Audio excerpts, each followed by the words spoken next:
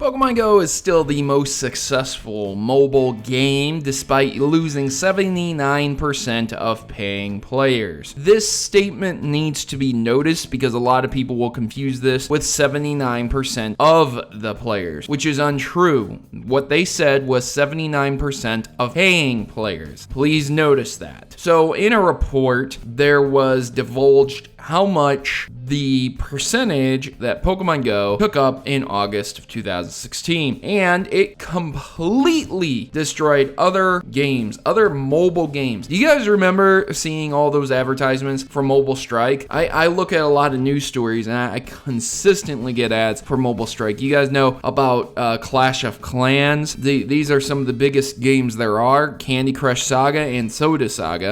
We all know that these have massive microtransactions. They operate upon microtransactions. Those games together don't even touch Pokemon Go. Pokemon Go is sitting at 28.4% of the entire mobile marketplace profit. Yeah, so that's how many people are buying things in that game versus the other games. Yeah, that's crazy, right? And that's with a 79% loss of those individuals that actually spend money in game. Now, I think the 79% loss comes from kids going back to school and having a lot more things to do, the initial wow factor wearing off from Pokemon Go, and the lack of updates, though there has been a recent update with the Pokemon Buddy system. If you don't know about that, please check out my video on it. I have the details on it. Pokemon Buddy system's coming in, and that should give a little bit of incentive to continue playing. You might be able to evolve the Pokemon you previously couldn't capture a lot of if you just walk around with that Pokemon. So kind of important. This is interesting to see that big games like Candy Crush, Mobile Strike, and Clash of Clans can be dethroned by a simple game, a very simplistic game. In comparison, those games aren't exactly the best games ever. Don't get me wrong, I don't think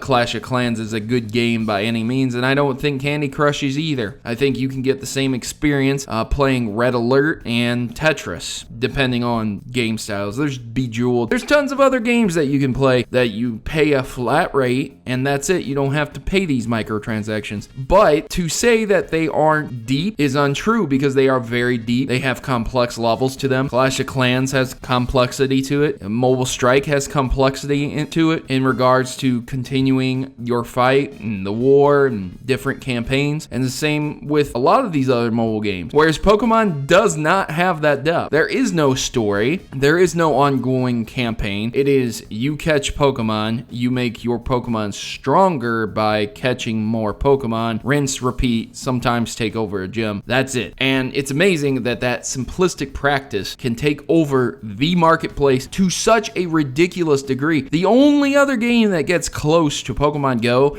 in terms of in-game sales percentages for the mobile marketplace is Candy Crush Saga at 4.5%, and Pokemon Go is sitting at almost 30%. That is a ridiculous rate versus. That's about 6 to 7 times the amount of money that Candy Crush, an established IP, is making. So it's crazy to see this happen. Nintendo, Niantic, Pokemon, all three of these companies are going to have to come together and really look at their business strategies because they have the chance and opportunity to take over the mobile marketplace and completely just run it. It's crazy to think that this could finally happen where we finally could get some quality control in the marketplace and all these shit games get pushed out. So we'll see with the drop of the NX what's going to happen, and we'll see what happens in the future with Pokemon Go. Are you still playing Pokemon Go? Are you excited for it? Do you actually spend money on Pokemon Go?